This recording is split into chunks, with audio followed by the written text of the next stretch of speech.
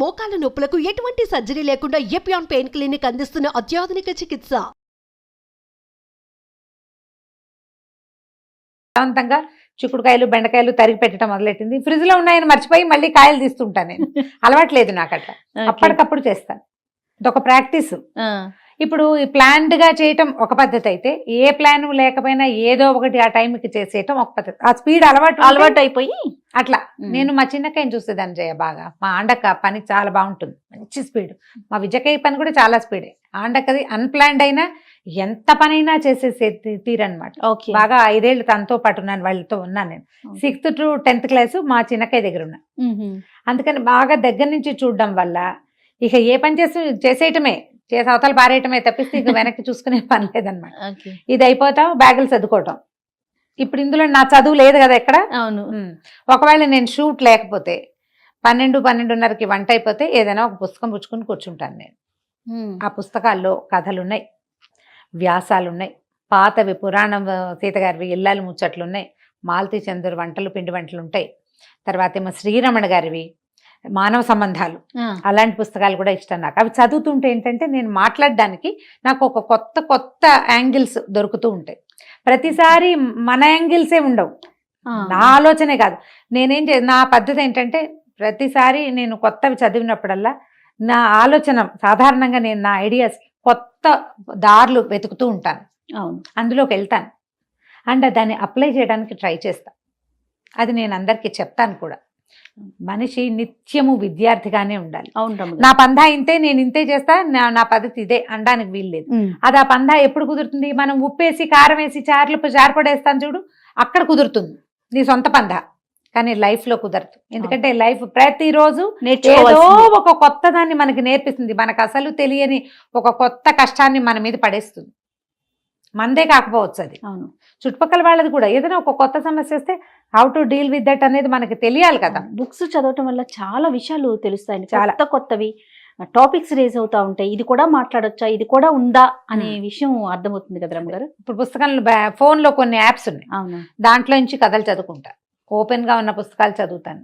షూట్కి వస్తే ఎట్లాగో సాయంత్రం దాకా ఇక్కడే సరిపోతుంది. మళ్ళీ ఇంటికి వెళ్తే రాత్రి వంట చాలా సింపుల్. నా తిండి చాలా తక్కువ కదా, నేనేదో కొంచెం తింటాను. ఒక రోజు తిని కూడా ఈవినింగ్ ఏదైనా స్నాక్ లాంటివి తింటే రాత్రికి జంపే. ఆయన వాళ్ళకి భోజనం, మాకేంటంటే వారికి వేరు పిల్లాడికి వేరు. పిల్లలు అన్నం తింటారు, ఆయనకి రొట్టెలు కావాలి.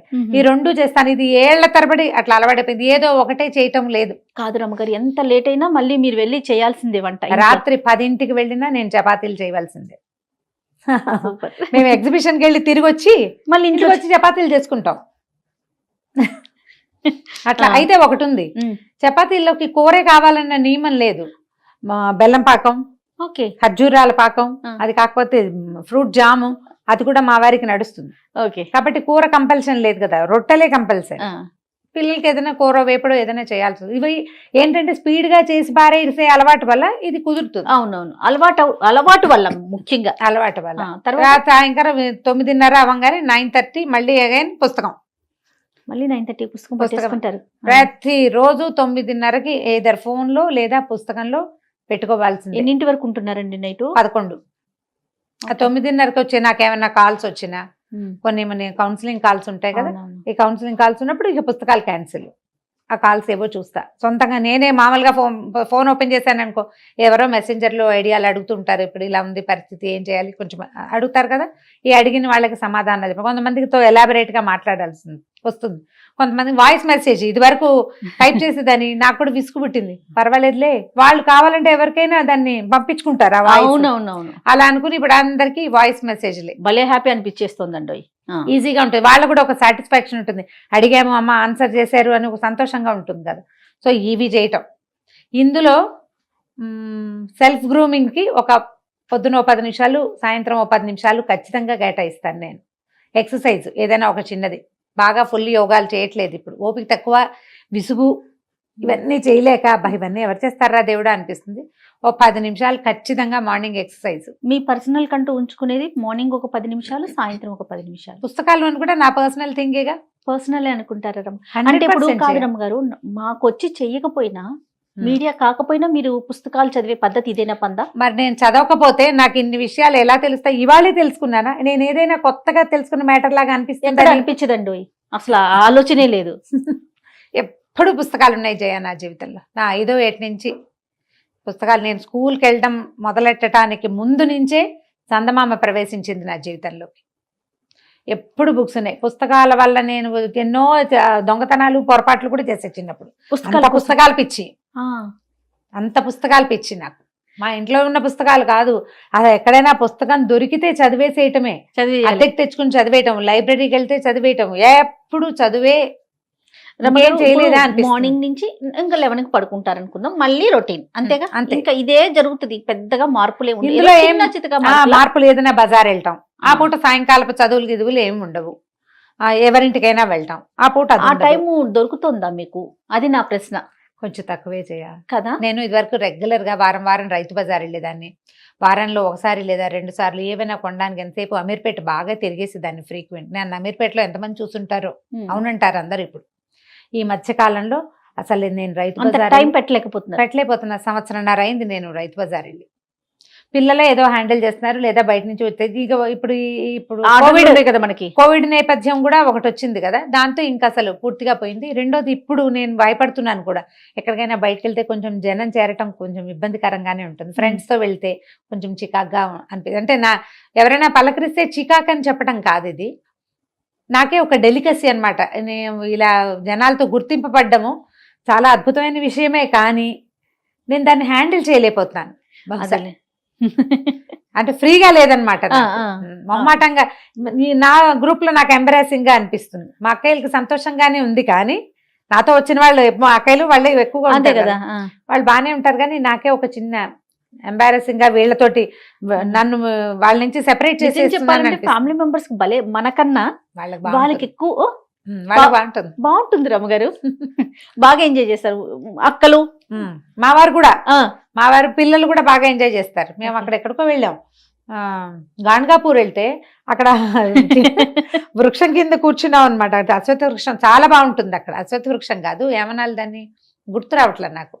మా స్వామివారిది చెట్టు ఉంటుంది కదా, మన దత్తాత్రేయ స్వామివారు ఉండే వృక్షం, ఐడియా లేదు రమ్మగారు నాకు. ఆ చెట్టు కింద కూర్చున్నాం. చుట్టూతా అన్ని గట్లు గట్లుగా ఉండి అందరు రాసుకుంటారు, చదువుకుంటారు. ఈ గురు చరిత్ర పారాయణ చేసుకునేందుకు వీలుగా దీపం పెట్టుకుని చదువుకోవచ్చు. నేను మామూలుగా నామాలు రాసుకునే అలవాటు ఉంది నాకు. ఆ పుస్తకం పుచ్చుకెళ్ళి అక్కడ రాసుకుందామని రాసుకుంటున్నా. ఎవరమ్మయ్యా అంటే, మీరు రమారావు కాదండి. అందరూ మరాఠీ వాళ్ళు, కన్నడ వాళ్ళు. ఆ మధ్యలో ఒక అమ్మాయి ఇచ్చి పలకరించింది అంతే. ఇలా కాస్త కనపడుతూ ఉంటాయి. కొంచెం ఎంబరేసింగ్ గా ఉండటం మొదలుపెట్టి కాస్త జనాల్లోకి వెళ్ళడం తగ్గించా. ఇది వరకు బాగా బజార్లు తిరిగేదాన్ని, ఎవరికి ఏం కావాలన్నా నేనే షాపింగ్ చేసేది. రమ్మగారు, పర్సనల్ లైఫ్ ని మిస్ అవుతున్నాను, ఆ స్పేస్ పోతుంది అన్న ఫీల్ ఏమన్నా అనిపిస్తా ఉందా మీడియాలోకి రావటం వల్ల? అంత లేదు, అంటే చాలా బిజీ అయిపోయారు కదండి మీరు, ఇటు అటు 2 చోట్లకి వర్క్ చేయటం. సో ఆల్మోస్ట్ స్టూడియోస్ లోనే ఉంటారు. నాకు తెలిసి వీక్ 4 days స్టూడియోస్ లోనే ఉంటున్నారు కదా. అట్లా ఏమన్నా అనిపిస్తా ఉందా? రొటీన్ లాగా అనిపిస్తుంది, బోర్ గా? కానీ లేవటం రావటం వెళ్ళటం, లేవటం నా పరిస్థితి అది అనమాట. అంటే అంత రోజు రావట్లేదుగా, నేను అనిపిస్తుంది. వరుసగా హెక్టిక్ గా చేస్తాం చూడు, మధ్యలో పండగలు వస్తాయి, అవి వస్తాయి, ఇవి వస్తాయి. ఈ మన కార్తీక్ పురాణం అవి బాగా వెంటనే చేయవలసి వచ్చింది. అలాంటప్పుడు ఉండేది. కాకపోతే ఏంటంటే కొంచెం ఎక్కువ పరిచయాలు, స్నేహాలు ఎక్కువ, బాగా మా పలకరించే వాళ్ళు ఎక్కువ. ఇదంతా ఎంజాయ్మెంటే చేయాలి, సంతోషంగానే ఉంటుంది. అండ్ మోర్ ఓవర్ ఏంటంటే, మనం కాలక్షేపానికి లేదా ఏదో ఒక అలవాటుగా చదువుకునే విషయం ఒక నలుగురికి ఉపయోగపడుతుందంటే అది ఎక్కువ సంతోషాన్ని ఇస్తుంది. అది చాలా సంతోషాన్ని ఇస్తుంది. నాకు మెసేజ్లు వస్తాయి, చాలా మంది పెడతారు, మీరు మాకు చాలా మా ఇంట్లో మెంబర్ అయిపోయారు, మేము రెగ్యులర్ గా మీరు చెప్పేది వింటున్నామంటే.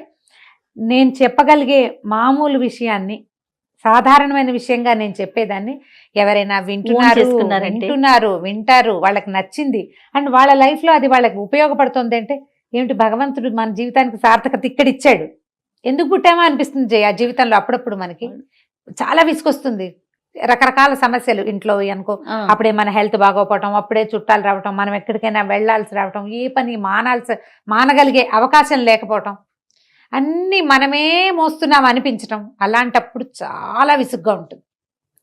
దానికి ఇది ప్లస్. ఇలా ఎవరైనా మన మాట వింటారు, మనం చెప్పేది ఒకళ్ళకి యూజ్ అవుతోంది అంటే అది ఎంత ప్లస్సో. ఆ ప్లస్ నా రొటీన్లో ఏంటంటే నాకు చాలా పెద్ద ప్లస్ అన్నమాట. బరువుగా అనిపించిన చేత కావట్లేదు అనిపిస్తుంది, పెద్ద వయసు పెరుగుతుంటే కొంచెం విసుగు అనిపిస్తుంది. అయినా ఖచ్చితంగా ఈ బూస్ట్ నాకు రోజులో ఒక 3-4 మెసేజ్ల ద్వారా దొరికేస్తుంది. Super super. అది డైలీ రొటీన్ లోకి వచ్చేసి అనమాట. ఫోన్ చూసేదాన్ని కాదు ఇది వరకు, ఇప్పుడు రొటీన్ గా ఫోన్ ఒకటి నా రొటీన్ లో భాగం అయిపోయింది. అంతే మన రొటీన్. అంతే. ఇందులో మా సాధారణ గృహిణికి డిఫరెంట్ గా ఏమైనా ఉందా? ఎవరికైనా ఏముంటుంది? ఏముండదు. అంటే మీది కొంచెం వేరుగా ఉంటది కదా రమ్మగారు, ఎందుకంటే మీ ప్రెజెంటేషన్ ఉంది, హౌస్ వైఫ్ గాను రెండు మీరు నిర్వర్తించాలి కదా. ఒకటి పాత్ర అయితే అది వేరు. అవును కదండి. ఇప్పుడు నేనున్న ఓన్లీ హోస్ట్, నా ప్రొఫెషన్ ఏంటి, నేను హోస్ట్. ఇంట్లో నా పనులు, ఇప్పుడు మీరు చెప్పిన పనులు ఏవి నేను అంతగా చేయలేకపోతాను. పొద్దున్న నుంచి సాయంత్రం దాకా నా ప్రొఫెషన్ ఇదే కాబట్టి ఇక్కడే ఉంటాను. నాకు సపోర్టివ్ గా అమ్మున్నారు కాబట్టి సరిపోతుంది. అట్లా మీది వేరు మాది వేరు ఉంటుంది కదా. అదే పిల్లలు చిన్నప్పుడు వేరే రకంగా ఉండేది, పెద్దవాళ్ళు అయ్యారు ఇప్పుడు. అంటే అప్పటికి మీరు ఇట్లా జాబ్ కానీ ఏది లేదు కదా. అవును, ఒక అవకాశం లేదు కాబట్టి. సో బాగుంది రమ్మగారు, super. Thank you so much. Thank you. నమస్తే.